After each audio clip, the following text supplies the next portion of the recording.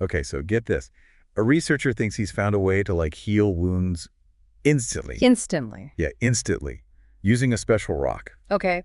I know it sounds crazy, right? Straight out of fantasy. Mm. But we're going to dive into the science behind it today.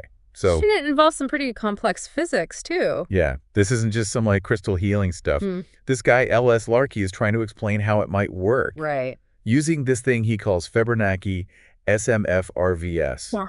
Catchy. Yeah, we'll break it all down, don't worry. Yeah. The key to this whole thing is this idea of the biofield. Okay. This energy field that like surrounds and influences living things. Right. But Larkey's saying this biofield is connected to the very fabric of space itself, Okay, now I'm lost. which he calls the relative vacuum of space, or RVS. Space biofields? Yeah. How are those even connected? Well, Larkey proposes that something called subtle magnetic fields, or SMFs, could act as like a bridge between them. Okay. These SMFs are like super weak magnetic fields, way weaker than what we get from like magnets or electronics. Yeah. But he thinks these SMFs can impact our bodies. Yeah. I mean, our body's already full of like electrical signals and stuff, right? Exactly. And his theory is that these subtle fields might influence those signals in ways we don't understand yet.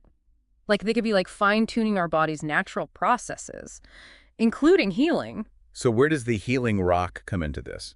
That's where it gets really interesting. Okay. So Larkey thinks certain rocks might have a specific structure that allows them to resonate with the biofield. Kind of like a tuning fork. You strike one tuning fork and another one nearby starts vibrating at the same frequency. So is he saying that this special rock could vibrate at a frequency that boosts our body's natural healing? Exactly. Imagine the rock's vibrations amplifying the biofield's energy, giving our body a supercharge to heal itself much, much faster. Okay, but is there any way to actually make one of these special rocks? Or are we just supposed to like go on a rock hunting expedition hoping to find one? Well, Larkey's paper actually suggests a way to create these rocks Okay. through a complex process he calls transmutation. So Basically, you start with a regular rock and bombard it with specific elements and SMFs in something called a negative vacuum chamber. hold on.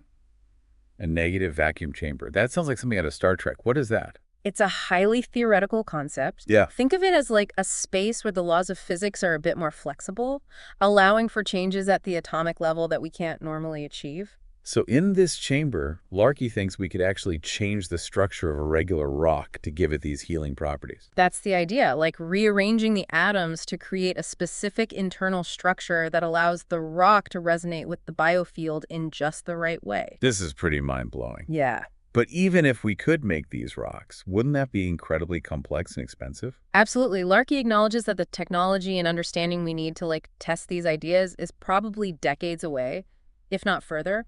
But that doesn't mean it's not worth exploring the possibilities. Right. Even if it sounds like sci-fi, it makes you wonder, what if we're just at the beginning of understanding how to use energy and vibrations for healing? It's a fascinating question. So let's get back to the biofield itself. How does Larkey explain how it actually works to heal the body?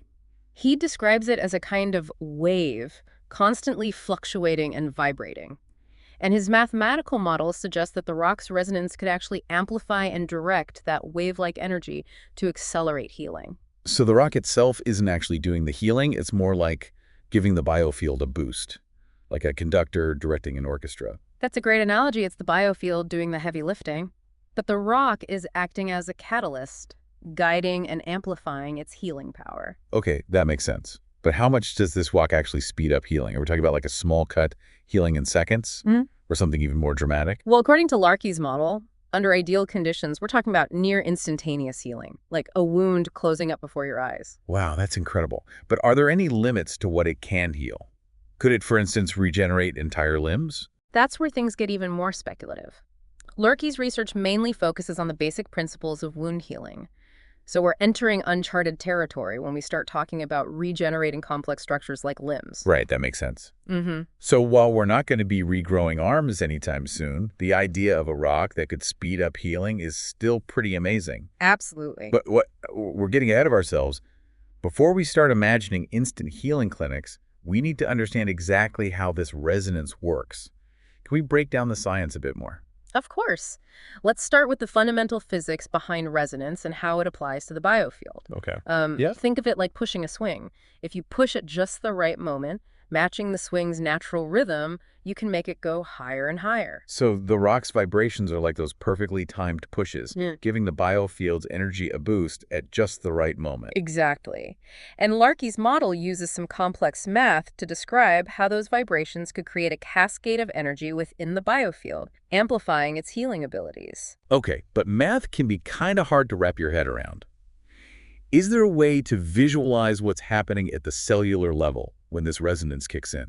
Imagine a construction crew working to repair a bridge. They need materials and instructions to do their job effectively. So the biofield is like the construction crew, and the damaged tissue is the bridge that needs fixing. Precisely.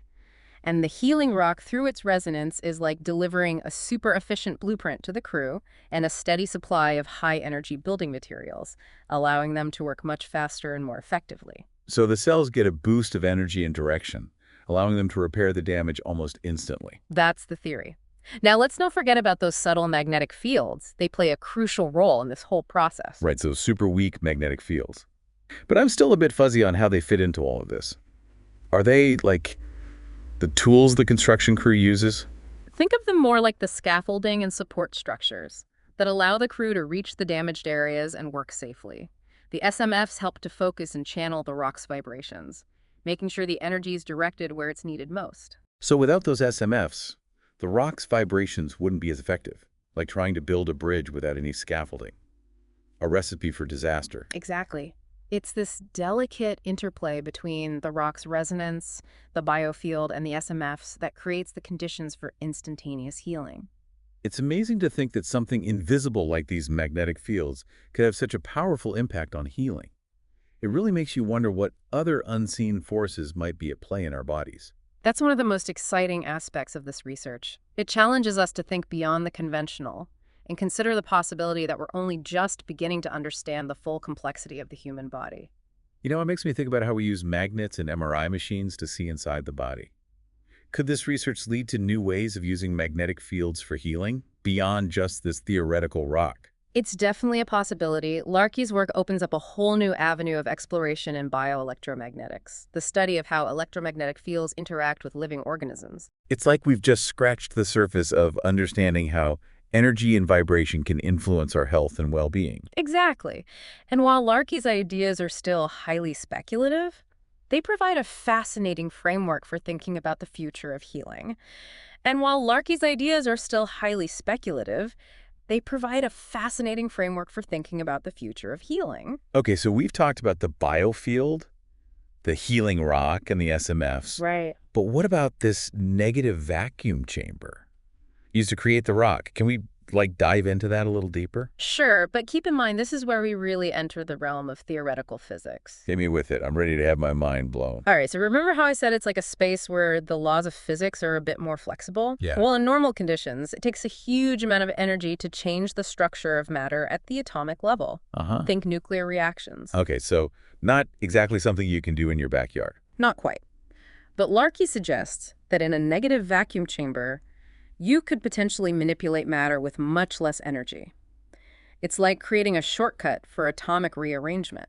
So he's proposing a way to essentially hack the laws of physics to make transmutation possible. In a way, yes. But remember, this is all highly theoretical. We don't even know if such a chamber could actually exist, let alone be built. Right. It's starting to sound more like science fiction than science fact. True. But it's important to remember that many scientific breakthroughs started as seemingly impossible ideas. Good point. But let's say, for argument's sake, that we could create this negative vacuum chamber and transmute a regular rock into a healing rock. What would this super rock actually look like? Would it glow?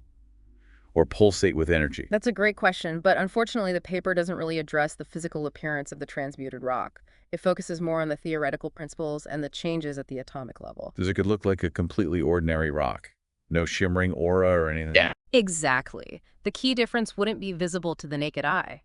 It's all about the internal structure, the way the atoms are arranged to create those specific resonant properties. So it's what's on the inside that counts, not the outward appearance. Precisely. It's the unique vibrations, the frequency at which the rock resonates, that allows it to interact with the biofield and amplify its healing abilities. So even if it looked like a plain old rock, holding it in your hand would feel different. That's an interesting thought. There's no scientific evidence to suggest it would feel any different. But it's fun to speculate. Okay, let's get back to reality for a moment. If this technology did become a reality, what kind of ethical considerations would we need to think about? That's a crucial point. Access to such powerful healing technology would raise numerous ethical questions. Who would have access to it? What would be the cost? Would it be used responsibly? These are just a few of the questions we would need to grapple with as a society. Definitely a lot to consider. Mm, It seems like this technology could have both incredible potential for good and the potential for misuse. Absolutely. It's a reminder that scientific advancements always come with ethical responsibilities. So even if we figure out the science, we need to have a thoughtful conversation about the ethical implications before unleashing this kind of technology on the world. Couldn't agree more. It's fascinating to think about how this research could reshape our understanding of healing and the human body. But even if instant wound healing remains in the realm of science fiction, exploring these concepts pushes the boundaries of our imagination and opens up new avenues for scientific inquiry. Exactly. It's a reminder that the universe is full of mysteries and we're only just beginning to uncover them. Speaking of mysteries, we haven't even touched on how this healing rock interacts with consciousness and intention. Could our thoughts and beliefs influence its effectiveness? That's a question that goes way beyond the scope of Larkey's research, but it's definitely a thought-provoking one. Could our mindset or intentions somehow amplify the rock's effects? It's fascinating to consider, isn't it? We know that the placebo effect is a real phenomenon. People's beliefs and expectations can influence their healing, so it's not entirely outlandish to think that our mental state could play a role in how our bodies respond to these kinds of energies. It makes you wonder if ancient healing practices, like using crystals or laying on of hands, might have tapped into some of these principles, even without the scientific understanding we have today. That's a really interesting connection. Many traditional healing practices emphasize the importance of energy flow and intention. Maybe there's more to these practices than we currently realize. Right. What if modern science is just starting to catch up to ancient wisdom? It's definitely possible. There's still so much we don't know about the human body and its potential for healing. It's humbling in a way. We tend to think we've got it all figured out, but then something like this comes along and shakes up our whole understanding of what's possible. It's a good reminder to stay open-minded and curious, even when faced with seemingly outlandish ideas. So let's bring it back down to earth for a moment. Huh? Even if this healing rock technology never materializes, what can we learn from Larkey's research? What are the key takeaways for our listeners? I think one of the biggest takeaways is the potential of resonance to amplify the body's natural healing abilities.